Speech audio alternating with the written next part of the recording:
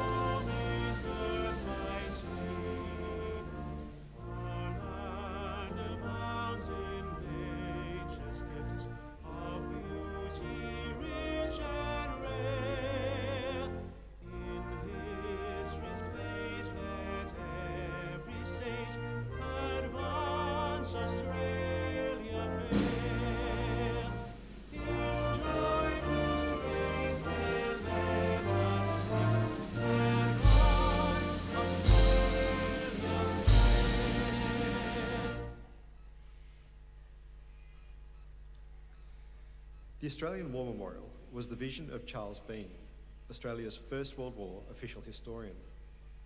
Bean landed with the Australian troops on Gallipoli and stayed with them at the front through to the end of the war. The idea of this national memorial and museum came to him at Pozières, France, during the depths of the bloody fighting of 1916. Bean's idea was that this would be a place where families and friends could mourn loved ones buried in faraway places. It would also be a place that could help all Australians understand what these men and women had endured and what they had done for us. Bean's vision, to which we remain true, is best expressed as inscribed in the entrance to the Memorial's galleries. Here is their spirit, in the heart of the land they loved, and here we guard the record which they themselves made. Tonight we will read the story behind just one of those on the Roll of Honour, which lists the names of more than 102,000 men and women who have given their lives for us in war and operations over more than a century. But first we present a lament, Flowers of the Forest. Wreaths or floral tributes will now be laid at the base of the pool of reflection.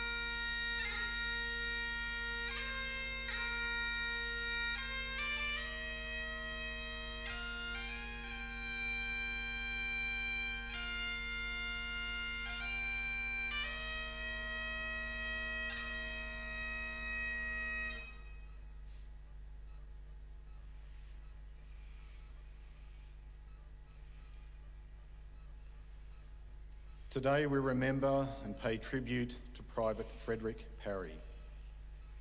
Frederick Parry was born in 1896, one of 7 children of George and Sarah Parry of the Melbourne suburb of Brunswick. Known to his family and friends as Fred, he attended school in the Brunswick area and worked as a plasterer's improver with his older brother Reuben in the years before the war. Parry attempted to enlist in the Australian Imperial Force in January 1915, but was rejected because his chest measurement did not meet the minimum requirement. When the AIF relaxed its strict recruiting standards several months later, Fred and Reuben enlisted together in July 1915. After 3 months of training at nearby Broadmeadows military camp, the Parry brothers embarked for Egypt as original members of the 29th Battalion. By the time Fred and Reuben Parry arrived in Egypt, the Gallipoli campaign had ended, and the AIF was undergoing a period of reorganisation and training in preparation for its departure for the Western Front. As part of the newly formed 5th Division, the 29th Battalion sailed for France in June 1916 and entered the line in the relatively quiet nursery sector near the town of Armentières on the Franco-Belgian border.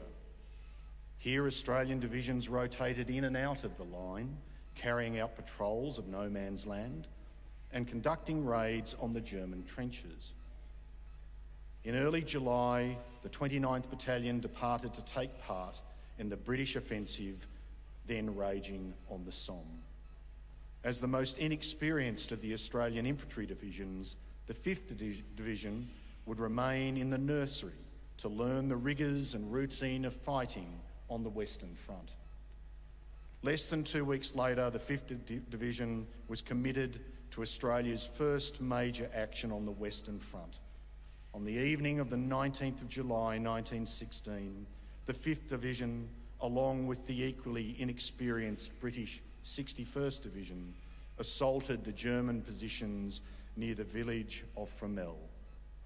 Their aim was to pin the German reserves in the north and prevent them from being sent south to the Somme.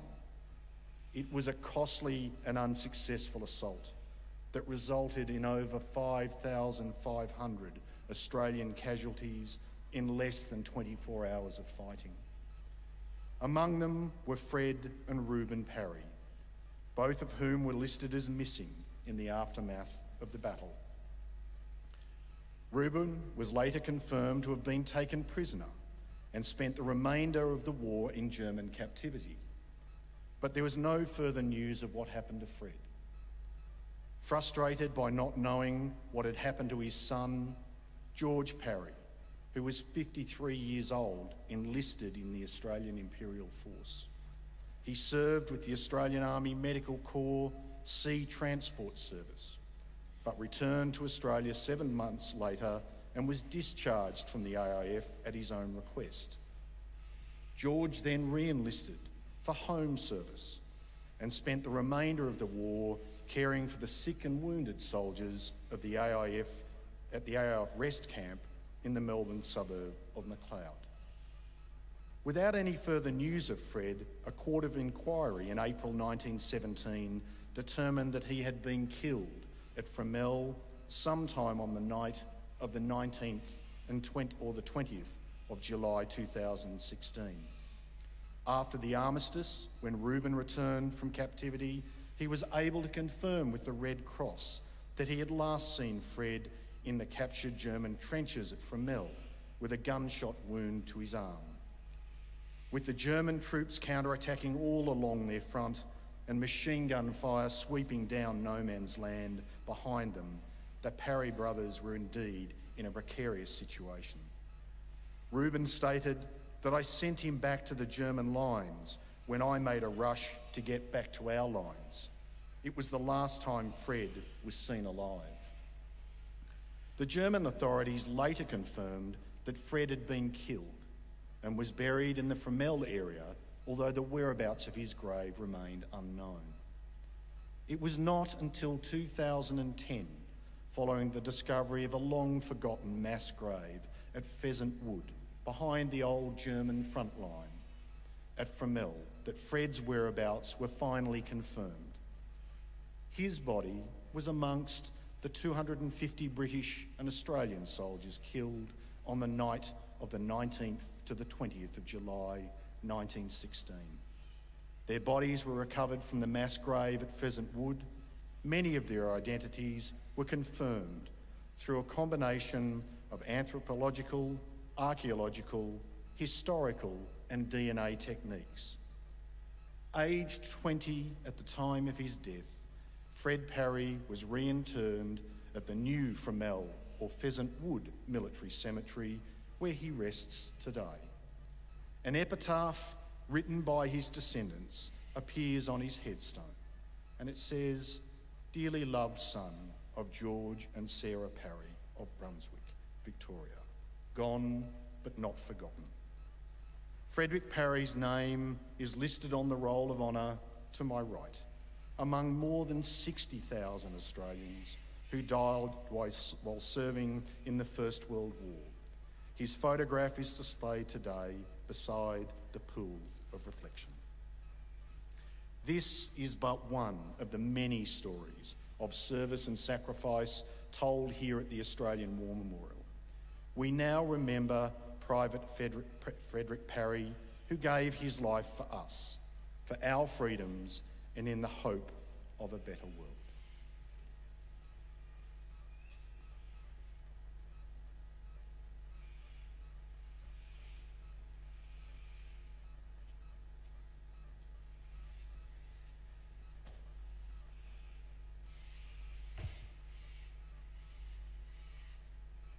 They shall grow not old, as we that are left grow old. Age shall not weary them, nor the years condemn. And at the going down of the sun and in the morning, we will remember them. We will remember them.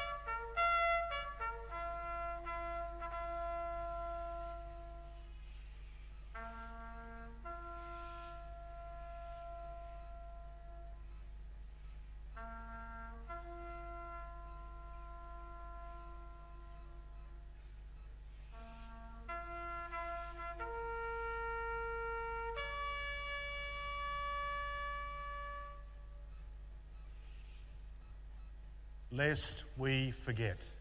Lest we forget.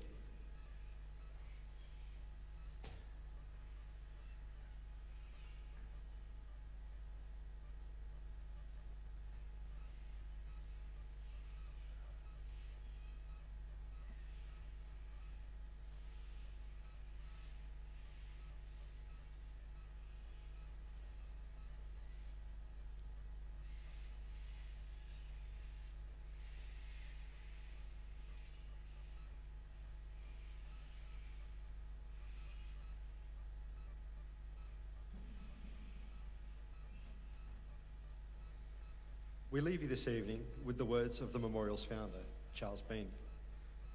Many a man lying out there at Pozier or in the low scrub at Gallipoli has thought, with his poor tired senses barely working through the fever of his brain, has thought in his last moments, well, it's over. But in Australia, they'll be proud of this. Ladies and gentlemen, girls and boys, we thank you very much for visiting the memorial today, and we wish you a safe travel home. Good evening.